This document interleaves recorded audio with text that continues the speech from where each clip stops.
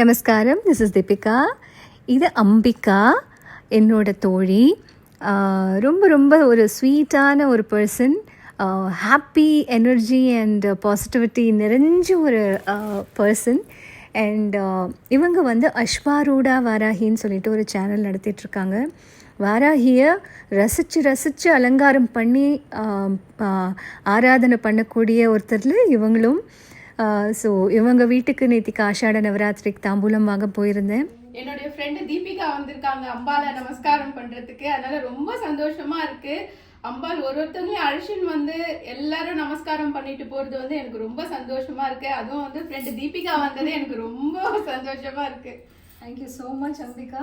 இது என்னோட பாக்கியமாக நான் கருதுறேன். எங்கிருந்தோ வந்து இன்னைக்கு நான் மங்களாரத்தி பண்ணுற மாதிரி ஒரு பாக்கியம் இது சொல்லவே முடியாது. So blessful. Thank you so much. Thanks.